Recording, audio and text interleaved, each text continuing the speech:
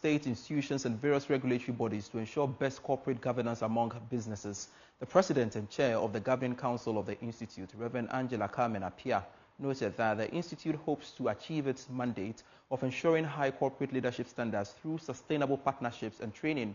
She has been speaking to Joy Business at an induction ceremony for 184 new candidates into the membership of the Institute.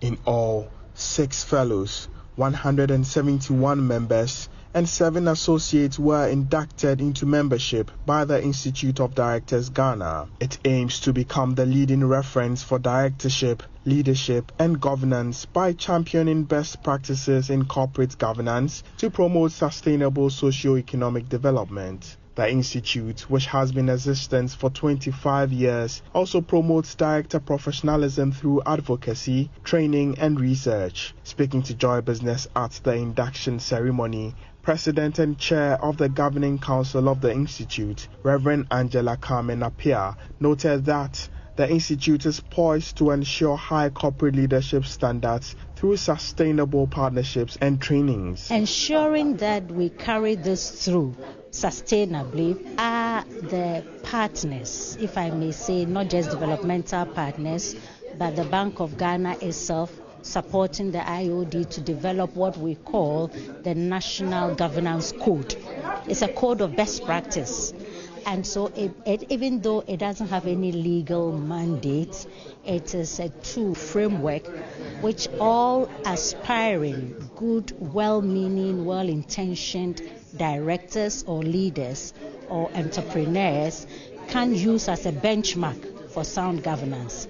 The Bank of Ghana has its own regulatory code. SIGA has a code. And so as we have these frameworks across the major stakeholders, it becomes almost like a Bible or a Quran to guide your conduct. As part of activities to raise the next generation with proper leadership qualities, the Institute is embarking on various curricular and outreach programs in tertiary and second cycle institutions. Apart from that is the deliberate and intentional efforts being made to use some of these as curricula in training institutions like UPSA here, which is a professional university, so that as students come along in their training, they will know what proper governance is.